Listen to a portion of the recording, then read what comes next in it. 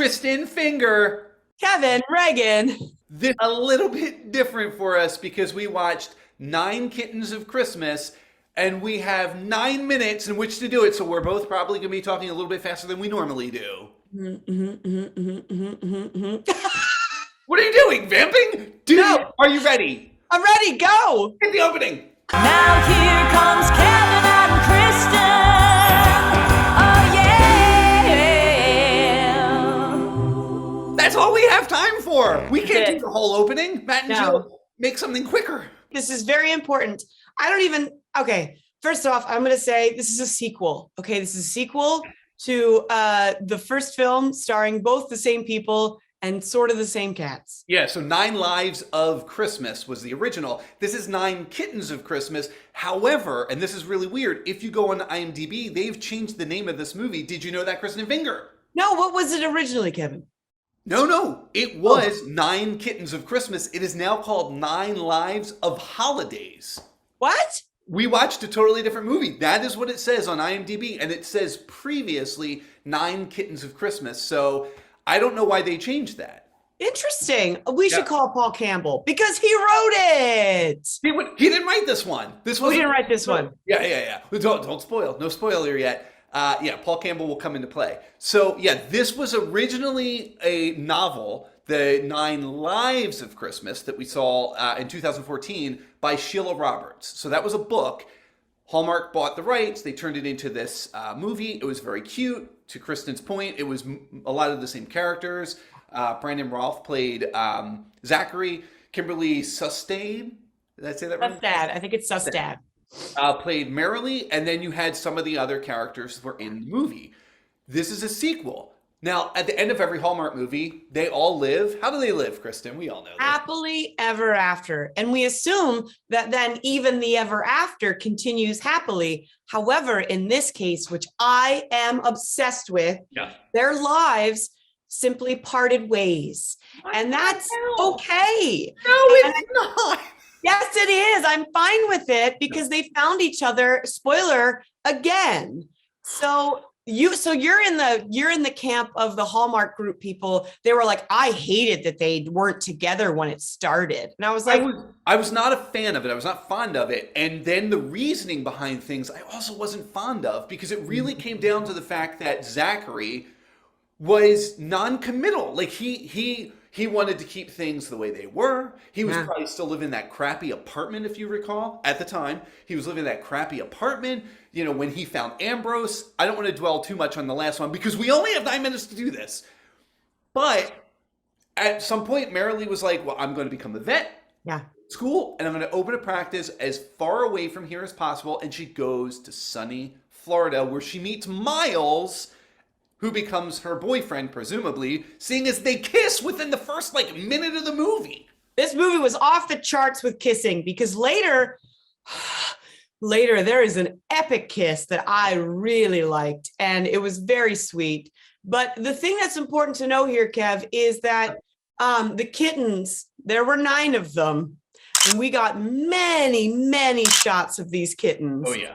And I want the little orange tabby and the black and white one that they named Rudolph. Yeah, those are the 2 I want. Yeah. So I don't remember what the orange tabby's name was because they would go through them so fast. But there was 2 of them. There was 2 orange tabbies, but it was. Okay. They're very loud, and traditionally orange tabbies are they're loudmouths. We have one, and I'm surprised he doesn't come right here into the part of my picture and yell at us. But if he's hungry, he will do that. That will happen. Dasher, Dancer, Prancer, Vixen, Comet, Cupid, Donner, Blitzen, and then Rudolph to round off the 9. Those are the cat names. So yes. What ends up happening is Brendan Roush still has, or Zachary still has Ambrose, and while he takes Ambrose everywhere, which is a weird thing. That's a also weird just thing. like no one carries a cat in a cat carrier in this entire movie. Like even at the top when they were at her vet's office, the woman's like, "Thank you," and the cat's just. I'm like, my cat has to be like I have to use hawk gloves to put him in. Like it's just like what? I wasn't sure what this was, and it scared me. I thought that you had puppets that you thought were cats, but we're good. Yeah, so what ends up happening is Zachary finds all of these kittens. At the same time, Merrily, we've seen, has come back to town. She's a vet, which is a good thing, because guess what, Kristin? The town vet had retired last month. Convenient? I guess so. So also Marilee comes to town, stays with her sister. Her sister is the sweetest human being alive. Oh my God. by the way, because Yeah. everything she does, she says to Marilee, "Is that okay? Is that okay?" And it's like, it's your house, dude. Your Do house. whatever the hell you want. Marilee can deal. Yeah. I do. Okay. First of all, one of the things that I hate most in this world is that people think it's okay to put animals in a box and drop them somewhere. Oh, I know. I just don't understand. Don't ever do that. I hate people Yeah. because of that. However, I am happy that these kittens were found Yeah. because here's the thing. In this small town that we assume everyone is a kind and nice person, some evil person did this. Yes. Unless From they drove another town. all the way from out of town. From another town. Kristin, you talk too slow. We only have 3 minutes left, a little bit more. I don't talk too slow. You're going Oh. through the whole story. I just want to talk about how cute these two were. And the kittens. So we also have a subplot of Sam, the chief. We saw him in the last movie, is going to retire. He's going to leave the fire station. I don't know if you get to do that, pick your own chief, but whatever, to Zachary. And Zachary, in the end, does say he's going to take it. They fix up this awesome, awesome fire truck for Sam as well, that his daughter, who was not in the last movie at all, is a big part of. So somewhere along the line, he had a daughter who has since graduated college who is working at the fire station as well. We can only assume she was at college during the last one. Well, it was 7 years ago. It's possible. It is possible. Although they say 5 in the movie. It was 7 years ago on a calendar, 5 years ago. Oh my God, we have 2.5 minutes left. This is too much. All right, then let's just jump to it. While they're getting cats and giving them out, Mason is a gentleman who will adopt one of the cats. And when he turns around, the second he did, Kristin Finger, who was it? It's Paul A Campbell. lot of cameos this weekend, which we'll talk about in our next movie, or our next Hallmark review. But yes, Paul Campbell showed up as Wow. Mason. Wow. Like, come on. What a Merry Christmas. It was so great. Obviously, he has worked with Miss, I gotta say her name, Sustad in God Wing Christmas, and they worked together in the Christmas Starlight. Yeah, one. last year's that he wrote. Yes. That's where I'm getting confused on things. He didn't really say anything though. He only had like, whatever. So technically he may not have been paid. Yeah, that's true. Yeah, but Zachary even says, I saw him talking your ear off. They had a momentary exchange in which he never even said his name. No, he just, I love it. I'll take So this. also Paul Campbell in a fireman's uniform. Okay. All right. Well, here's the thing though, Kristin. We really have only a little more than a minute left, and I think that we need to do our holiday hunk objectification. I don't Hey!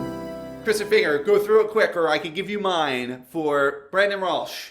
Brandon Rolfe, I'm going to give him a solid 8 because I'm taking away. I like him. He's real pretty, and I like his hair in this one. He had like some gray in it that I really dug. Yeah. Also, he's just like, he's funny and he's cute, and I like him. But I'm only giving him an 8 because he was sort of a jerk to not accept her love before. Agreed. I also give him an 8 for all the same reasons you said. I like that he bought a house. I don't like that he proposes to her at the very end of the movie where they haven't even gone on a date in 5 years. That was weird. That was very weird. It was forced, Hallmark. A little forced. Could be another movie. Also, Miles, terrible person. I don't like you. Stay in Florida. Stop kissing the lead in this movie. I don't like Miles at all. But I'm going to give Paul Campbell a 10!